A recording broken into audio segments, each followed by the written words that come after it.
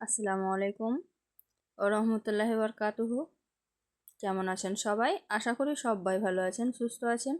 আলহামদুলিল্লাহ, আমরাও খুব ভালো আছি, সুস্থ আছি। সোনালী রান্নাঘর অ্যান্ড ব্লগ চ্যানেলে আপনাদের প্রত্যেককে স্বাগত জানাই।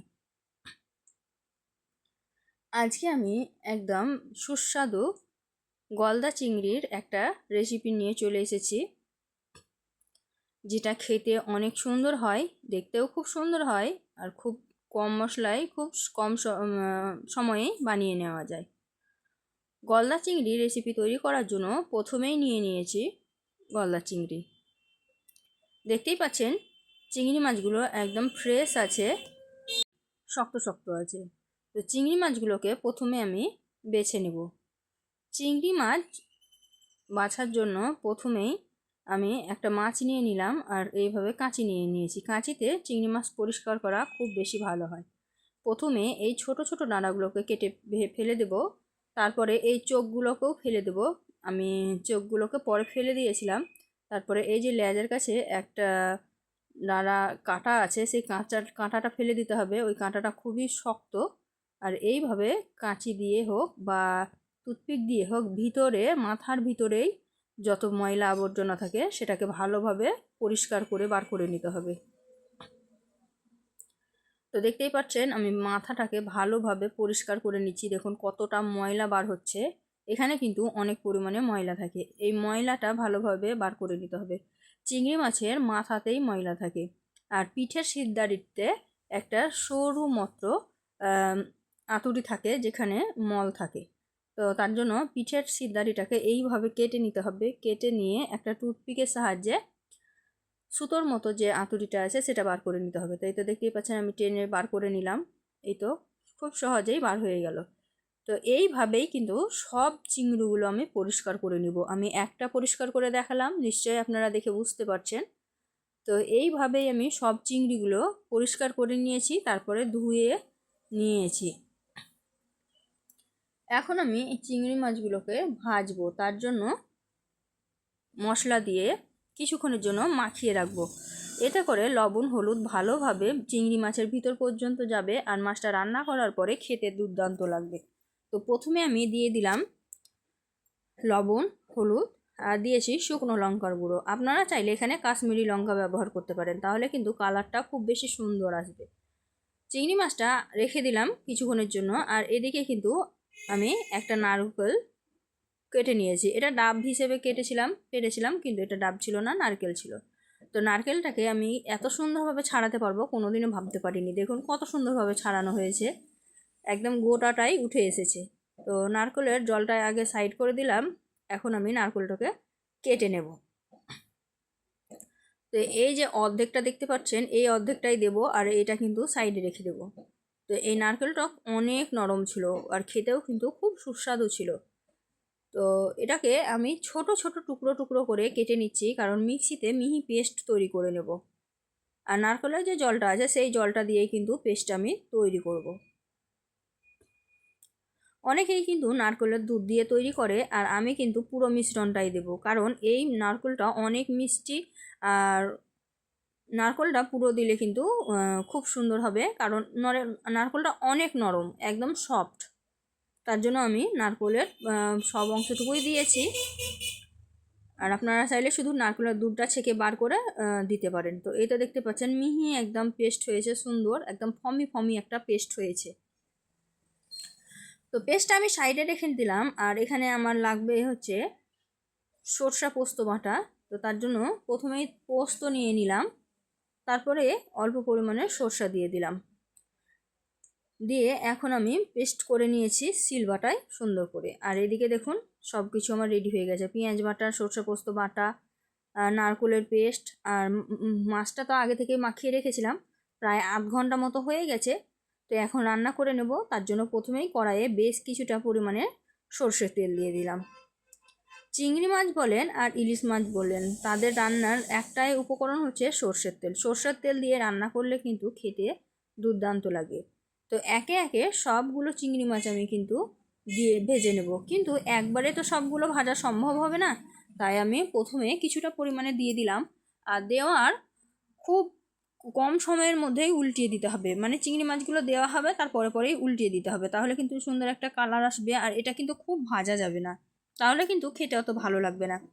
তো দেখতেই পাচ্ছেন আমি একদমই স্পিড বাড়াইনি, দেখিয়ে দিয়েছি কিভাবে ভেজে নিয়েছি, একদম হালকা ভেজে নিয়েছি। তো সুন্দর একটা কালার এসেছে। তো তুলে নিলাম আমি কিছুটা পরিমাণের চিংড়ি মাছ, তারপরে বাকি যে চিংড়ি মাছ কটা আছে সে কটাও কিন্তু দিয়ে দিলাম, দিয়ে আবারও উল্টিয়ে পাল্টিয়ে সুন্দরভাবে আমি ভেজে নিচ্ছি। তো দেখুন কত সুন্দর আমার চিংড়ি মাছগুলো উল্টিয়ে পাল্টিয়ে ভাজা হয়ে গেল। এখন সবগুলো চিংড়ি মাছ একটা প্লেটের মধ্যে উঠিয়ে নেব। চিংড়ি মাছের কালারটা দেখুন কতটা সুন্দর হয়েছে, জাস্ট অসাধারণ হয়েছে। এখন যে এই অবশিষ্ট তেল আছে এর মধ্যেই দিয়ে দিলাম পেঁয়াজের যে পেস্টটা আছে সেই পেস্টটা দিয়ে ভালোভাবে নাড়াচাড়া করে তেলের সঙ্গে মিশিয়ে নিলাম। পেঁয়াজের পেস্টটাকে ভালোভাবে প্রথমে কষিয়ে নিতে হবে।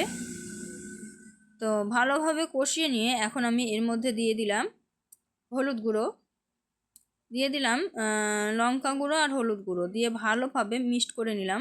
আর পেঁয়াজ থেকে দেখুন রসটা মরে তেলটা ছাড়তে শুরু করে দিয়েছে। তো এখন আমি এর মধ্যে অ্যাড করব তেজপাতা। এখানে আপনারা দারচিনি এলাচ ব্যবহার করতে পারেন, আমি দারচিনি এলাচ ব্যবহার করিনি, কারণ আমি চাইছিলাম সরষে পোস্ত আর নারকোলের যে একটা সুন্দর সেন্ট থাকে সেই সেন্টটাই যাতে পাওয়া যায়, দারচিনির এলাচের সেন্টটা আমি দিইনি। আর এদিকে লবণটাও দিয়ে দিলাম স্বাদ মতো। এখন আমি এর মধ্যে দিয়ে দিলাম পোস্ত আর সর্ষে বাটা, দিয়ে ভালোভাবে আবারও মিক্সড করে নিলাম।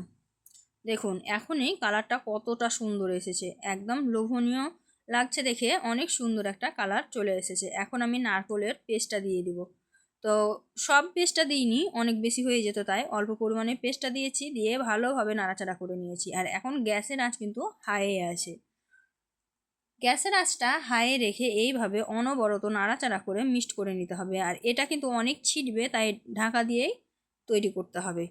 তো দেখুন ভালোভাবে নাড়াচাড়া করে দিয়েছি, আর কত সুন্দর একটা কালার এসেছে। আপনারা চাইলে এর থেকে গাঢ় কালার আনলে আরেকটু হলুদ ব্যবহার করতে পারেন, কিন্তু আমি করব না, যেহেতু এখানে সরষে পোস্ত বাটা ব্যবহার করা হয়েছে। তো এটা কিন্তু তেল ছাড়তে শুরু করে দিয়েছিল, তাই আমি এখানে জলটা অ্যাড করে দিলাম, খুব বেশি কষালাম না। জল অ্যাড করে দিয়ে থিকনেসটা দেখে নিলাম। দেখুন খুব বেশি পাতলাও হবে না, খুব বেশি গাঢ়ও হবে না। তো আমি জলটা দিয়ে দিলাম। এখন নাড়াচাড়া করে এর মধ্যে চিংড়িগুলো দিয়ে দিব একে একে।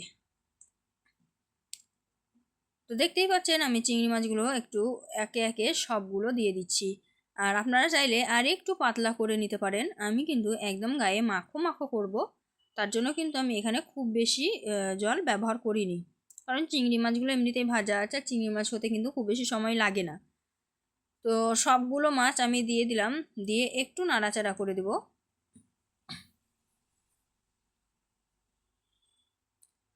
একটু নাড়াচাড়া করে দিলাম, নাড়াচাড়া করে দিয়ে এখন আমি এটাকে ঢাকা দিয়ে দেব। ঢাকা দিয়ে কিছুক্ষণ রেখেছিলাম, তার মধ্যে দেখুন কত সুন্দর ফুটছে, টকবক টকবক করে ফুটছে, দেখে কিন্তু দুর্দান্ত লাগছে। আর এটা অনেক লোভনীয় একটা রেসিপি, তাই দেখলে কিন্তু জিভে জল আসবেই। দেখুন মাছগুলো কত সুন্দর লাগছে দেখতে, আমি একটু তুলে দেখানোর চেষ্টা করলাম। তো মাছের আর একটু হবে, আর আপনারা চাইলে শেষে কিন্তু একটু ঘি অ্যাড করে দিতে পারেন। তো একটা সুন্দর ফ্লেভার আসার জন্য আমি কিন্তু ঘিটা অ্যাড করিনি, শেষে কিন্তু আমি একটু চিনি অ্যাড করে দিয়েছিলাম। এতে কিন্তু স্বাদের ব্যালেন্সটা হয়ে যায়, সুন্দর একটা ব্যালেন্স হয়, খেতে কিন্তু দুর্দান্ত লাগে। তা আবারও ঢাকা দিয়ে দিলাম, যেহেতু চিনি দিয়েছিলাম, দিয়ে ঢাকা দিয়ে কিছুক্ষণ রেখেছিলাম। দেখুন কত সুন্দর হয়েছে, উপর থেকে তেল ছাড়তে শুরু করে দিয়েছে, তার মানে কিন্তু এটা পারফেক্টভাবে রান্না হয়ে গেছে। এর থেকে বেশি জল কিন্তু মরাবো না, কারণ এটা ঠান্ডা হয়ে কিন্তু আরও গাঢ় হয়ে যাবে। তাই গ্যাসের আঁচটা বন্ধ করে এটাকে ঢাকা দিয়ে কিছুক্ষণের জন্য রেখে দিলাম। কিছুক্ষণ পরে আমি ফিরে আসছি, দেখুন ওপরে কিন্তু তেল ভেসে আছে দেখতেই পাচ্ছেন, আর এখান থেকে কিন্তু কিছুটা পরিমাণে তুলে খাওয়া হয়ে গেছে। তারপরে আমি দেখাচ্ছি, দেখুন আমি একটা প্লেটের মধ্যে সার্ভ করে নিচ্ছি। দেখুন এইরকম মাখো মাখো গলদা চিংড়ির মালাইকারি খেতে কিন্তু দুর্দান্ত লাগে, গরম ভাতের সাথেও দারুণ লাগে, আর পরোটা রুটির সঙ্গেও কিন্তু খুব সুন্দর জমে যায়। আর সব সময় চেষ্টা করবেন এই যেদিন গলদা চিংড়ি তৈরি করবেন সেদিন কিন্তু আর কোনো সবজি বা তরকারি তৈরি করবেন না, তাহলে কিন্তু গলদা চিংড়ির স্বাদটা বেশি উপভোগ করা যায়। কারণ এই একটি মাত্র রেসিপি দিয়েই কিন্তু এক থালা ভাত নিমেষেই শেষ হয়ে যাবে, এতটা সুন্দর হয়, এতটা লোভনীয় হয়। তো বন্ধুরা, আজকের ভিডিওটি কেমন লাগলো একটু কমেন্টে জানাবেন, আর যদি ভালো লেগে থাকে অবশ্যই লাইক শেয়ার কমেন্ট করতে ভুলবেন না। অবশ্যই শেয়ার করে দিবেন, তাহলে কিন্তু আরও অনেকেরই এইটা কাজে আসতে পারে। আর ভালো লাগলে অবশ্যই একটা লাইক করে দিবেন, আপনাদের একটা লাইক আমাদের মোটিভেট করে নিত্য নতুন রেসিপি তৈরি করার আগ্রহ বাড়িয়ে দেয়। আর নতুন কোনো বন্ধু যদি এই ভিডিওটি দেখে থাকেন তাহলে অবশ্যই আমার চ্যানেলটিকে সাবস্ক্রাইব করে দিবেন, পাশে থাকা বেল আইকনটিকে প্রেস করে দিবেন, তাহলে আরও নিত্য নতুন রেসিপিগুলো আপনার কাছে অনায়াসেই পৌঁছে যাবে। তো সবগুলো মাছ আমি তুলে নিলাম, দেখুন প্লেটে সুন্দরভাবে সাজিয়ে নিলাম। ফাইনাল লুকটা দেখুন কতটা সুন্দর হয়েছে। গ্রেভিগুলো কিন্তু আছে, কড়াইয়ে রাখা আছে, আমি শুধু মাছগুলো তুলে দেখাচ্ছি। দেখুন কতটা সুন্দর লাগছে, কতটা লোভনীয় লাগছে। তো আজকের ভিডিওটা অনেক বড় হয়ে গেছে, আজকের ভিডিওটা আর বড় করব না। দেখা হবে এই ধরনেরই আরও নিত্য নতুন রেসিপি নিয়ে পরবর্তী ভিডিওতে। তো ততক্ষণ সবাই ভালো থাকবেন, সুস্থ থাকবেন, আর আমার জন্য একটু বেশি বেশি দোয়া করবেন, যাতে যে উদ্দেশ্যে আমি ভিডিওগুলো তৈরি করছি সেই উদ্দেশ্যে সাকসেস হতে পারি। তো ধন্যবাদ এতক্ষণ পর্যন্ত ভিডিওটা দেখার জন্য। সবাই ভালো থাকবেন, সুস্থ থাকবেন, নিজের যত্ন নেবেন। খোদা হাফেজ।